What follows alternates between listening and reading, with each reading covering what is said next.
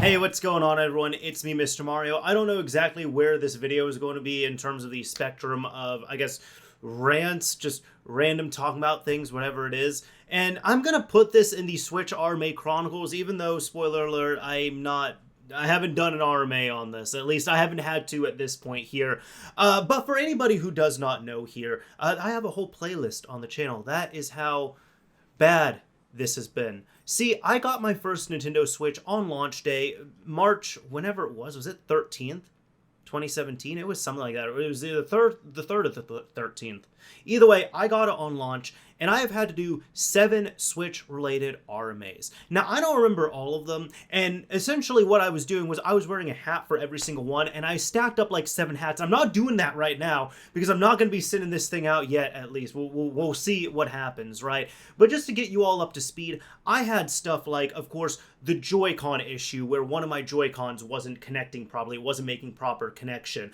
I had my Pro Controller, which I charged one time, I depleted the battery, and it never ended up charging again. I have had it where, not this one, but just the standard model of the Switch, actually, technically, this one right here, this exact one. This one here, I modded it and all, case swapped it, everything. This one here ended up kind of cooking itself at one point. The speaker on it, of all things, cut out. It was like all staticky and crackly, and I had to send it not once, but twice, because the thing ended up getting bent. It was not straight. It was bent. And I didn't send it twice because it got bent. No, I did not. I sent it twice because the first time I sent it to get unbent, and it came back in the exact same condition it was in. And I had to call up support and be like, hey, y'all didn't do anything to this system. So then the second time I sent it in, they actually ended up swapping out the case, and then it was unbent and it was okay. So this is where we're at. So what happened today? First major issue I feel like with the Switch OLED, right, that I've run into, and I'd never run into this at this point. I'd never seen this. I only heard of this with modded systems here, and we're going to get into that. But my Switch OLED, thankfully, is working fine right now, right? But I'll end up putting up some video footage here. If you follow me on Twitter, I'm not calling it by its new name, I'm calling it Twitter. If you follow me on Twitter, I end up recording a video where, in short, I end up waking up shortly after waking up, getting my day started. I went downstairs to where my Switch was. It was in nothing, like, there was nothing innocuous going on with it, right? It was in standby mode. It was sitting like this on a table. And I go over, and to my surprise, the thing was on. But it wasn't just on, it was orange. The entire screen, orange. Just a flat orange screen. As orange as my Fox hat right here. Just straight orange. You could not do anything. It was completely unresponsive. And then what happened was I held down the power button for 12 seconds. It cut off. I turned it on, and then it was fine. But at this point, my Switch has turned orange. Don't worry, I do have more that I'm going to share. This isn't just the end of the video here. Far from it. You can look at the timestamp wherever it's going to be at. But you know, for this, I also felt like it would be fun to get a sponsor on this video, which is going to be PCBWay, a company who I've worked with this year, and they have been a fantastic sponsor for a few videos like this on the channel. So if you excuse me, I actually need to put the Switch down, and we're actually going to get Lily involved. So let me just kind of get this all sorted here. Hey Lily, let me get in here real quick. I gotta talk to you about the video sponsor here, PCBWay, and in case you do not know about them, they are a company that allows for prototyping, manufacturing, and all that fun stuff for not only novices such as maybe you, but also professionals. I know of a lot of people who've used them, and I used them before I took them on as a sponsor. Not only they allow for printed circuit board prototyping, such as some little things like this, even the little crazy stuff like this that I've gotten done up before, like these real crazy designs that you can get done. These are really awesome to see, but on top of that, they also do 3D printing. Lily, I'm not sure if you're paying attention, but they got stuff in PLA, ABS. This one is PLA right here. You need something in TPU, boom, they got you. Here's a little Xbox foot in case you ever need one of these. You might need one in the future, so you know what, I'm gonna give that one to you. There you go. And also resin if you need something real hard. But yeah, you like that one? Yeah, the resin one's pretty cool. It's a good one. They even sent over my favorite ruler. Check this out. Yeah, give that a nice sniff. Isn't that good? This here is technically a printed circuit board as well too, but they're able to fit your needs, wants, and desires when it comes to 3D printing, prototyping, getting PCBs printed, flex cables, all that fun stuff. Their site is pretty easy to use. They got a good support team there as well too. And if you're someone who wants to do everything from scratch, or if you're someone like me who you don't understand this as well, but you know how to at least get the files, get them uploaded, and you know the specifications to get everything printed, PCBWay's got you. And that's the doggone truth right there. Lily, I'm gonna need you to wake up for this part. Anyways, Lily is very sleepy as she always is. However, if you are awake and like her and you want to get $5 off your first order for new customers, if you click the link down below in the description, you'll be able to make a new account and get $5 off your first order. So if you want to get some PCBs like this manufactured, or you want to get some things 3D printed, or maybe even go crazy with flex cables and such, PCBWay has got you covered. Again, a big thank you and shout out to PCBWay for sponsoring this video. Lily, you could have woken up for that bit, man. Okay, if anybody tries to say that I'm using my dog as emotional leverage and, you know, to get some more view time on the video or something, maybe there's a little bit of that, but she's also really cute, and it's one of those things, if people start, like, talking smack about dogs, or Lily especially, I can't really trust those people. On top of that, PCBWay, they were the ones who were paying for the ad read on here, and they've actually explicitly told me that they wanted more Lily in the ad reads. So what did I do? I gave them more Lily. I hope you all are happy. Anyways, going back to this, like I said, I have been a proud also Switch OLED user, owner, operator since the day this one came out as well too, which it released, what, about 2 years ago. It was just over 2 years ago at this point that the Switch OLED ended up coming out, and I have thought it was a great system. It was really what I was looking for. A lot of people wanting a Switch Pro or Switch 2, whatever it was.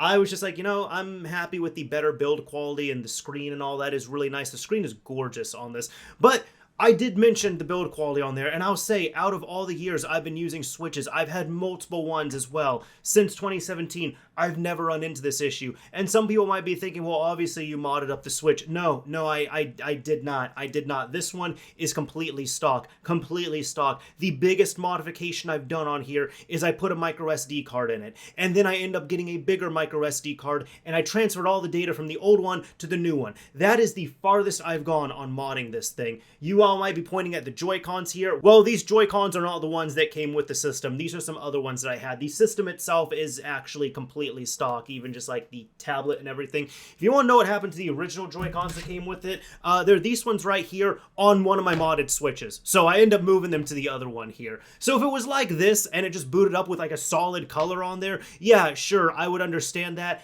And that's actually what I was thinking. The funny thing is, if you look around my channel a little bit, and if you have not been here before, thank you for coming on. I'm not sure how this was the first video you end up seeing, but I like to do a little bit of console modding, console tinkering. I like to do some tutorials like that. It's fun. I really enjoy doing it. A lot of people don't like making tutorials for whatever reason. I'm weird. I like making them. I don't really know why, but it's fun to make them. Either way, it's maybe it's a little bit of a healthy skepticism. I don't know. But literally, when I went over to my table and I saw that the screen was completely orange on this, my first thought, funny enough, even though logically I knew my OLED was not modded at all, my first thought was, oh, something happened with the chip inside, which isn't fully off, and we'll get to that as well.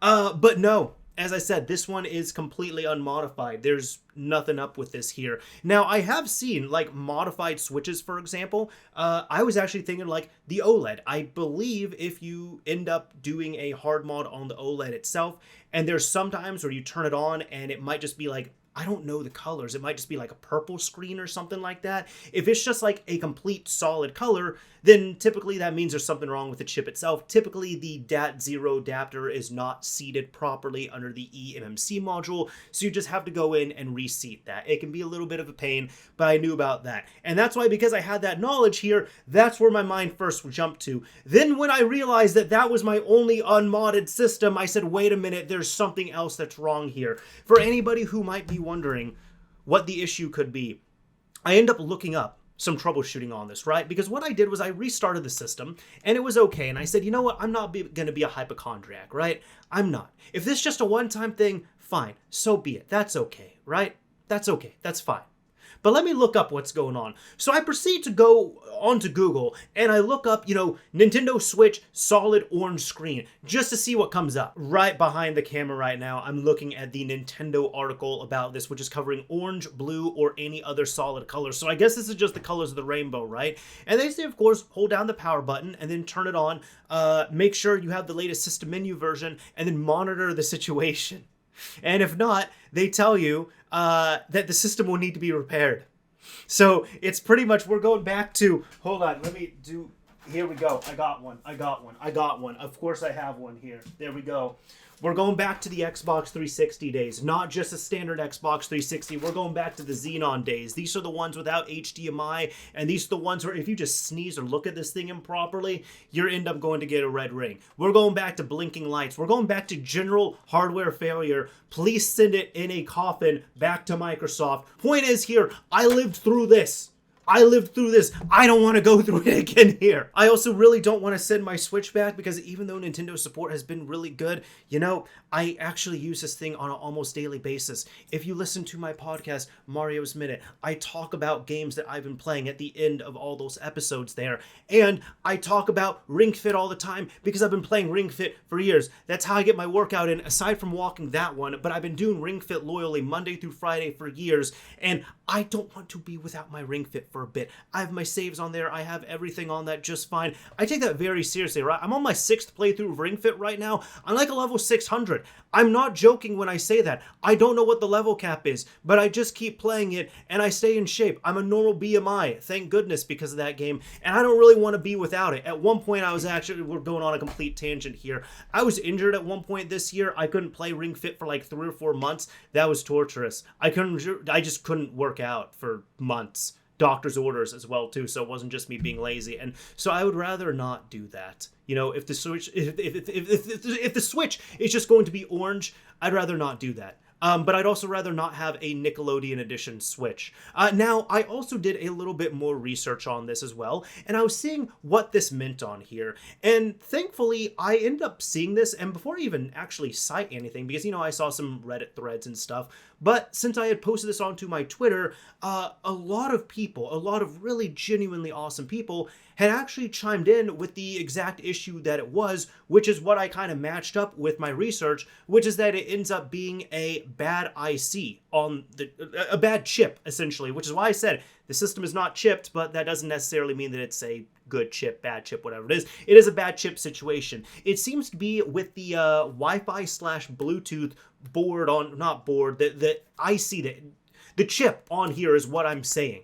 The Bluetooth Wi-Fi chip on here seems to be possibly going bad, and at that point it would require, well, you're not supposed to reflow these things, right? If you reflow it, that just means that the chip itself is still faulty. The ideal thing would be to replace it completely on there, which, there was someone who said, yeah, they had it on their Switch after about a year of ownership. They shipped it out to Nintendo. They got it serviced for free. It's been working just fine. Plenty of others corroborated and said, yes, it is an issue with the Bluetooth Wi-Fi chip on there. And I'll say, this is a situation that's been plaguing the chip and the Switch itself for over 6 years at this point, almost 7 years. 2024 is going to be the 7th birthday of the Switch. That's how far it has gotten at this point. If you are someone, like if you've used the Switch in dock mode specifically to like any extent on there,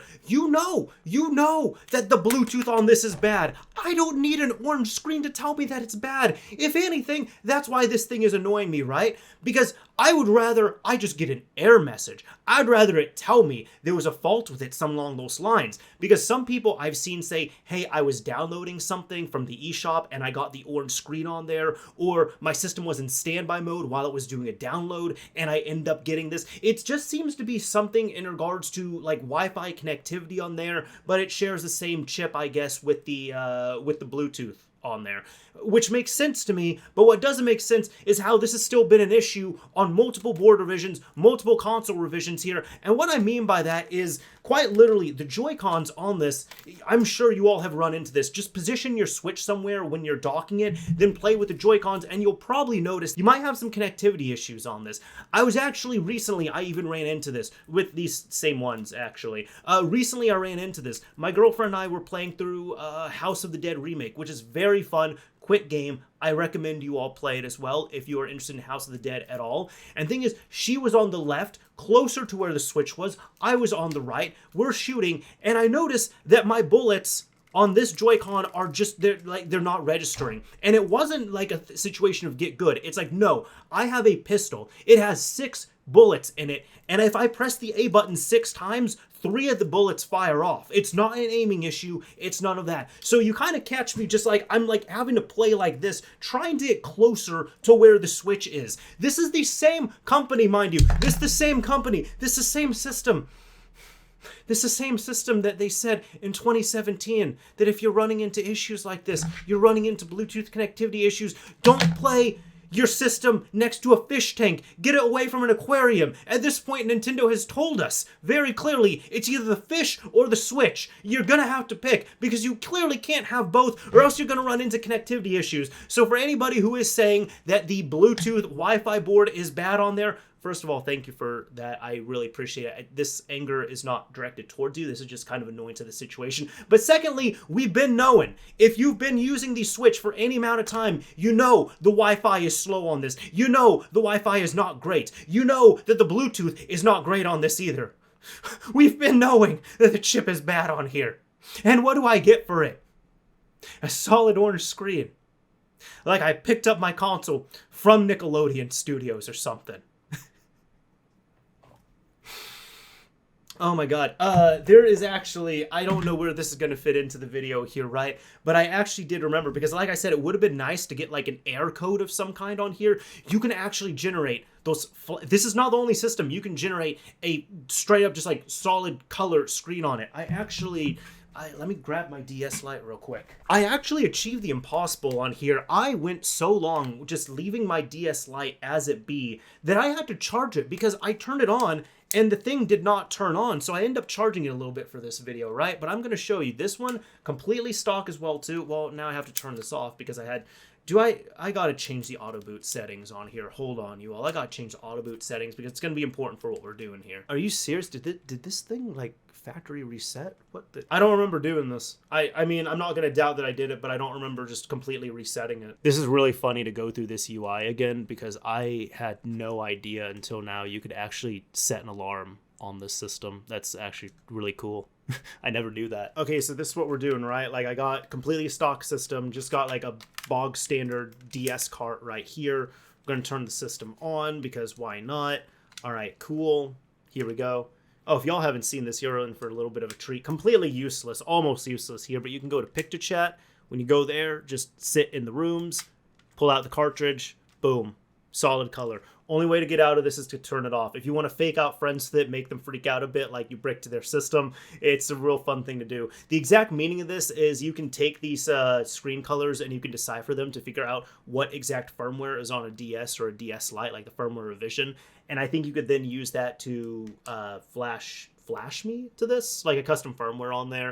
But yeah, that's about it. So you can do this, like, I remember doing this on the DS Lite, like, that was cool. But on the Switch, we've evolved to the point. This system is still updated in 2023. The system came out in 2017. I don't need a solid color, right? I really don't. Just please, just give me an air. Or just air out of, do I need just disable, keep this thing in airplane mode, keep it completely off? I don't know what I need to do here. But don't scare me with a solid color. I don't need that in my life. I really don't, especially when I'm using this thing on the regular. Some people might also wonder, what do you do with this thing to have such bad luck? I don't know. Yeah, some people have complained I'm just like handling it like this. Look, the system's going to be fine, right? It's okay. Also, I take this thing. I use it. This thing has traveled internationally with me multiple times. I've used it portably. I've used it docked. I've used it all over the place. I use it for its intended purpose. When my Switch, the last RMA I did, which was with the speaker on, not this one, actually.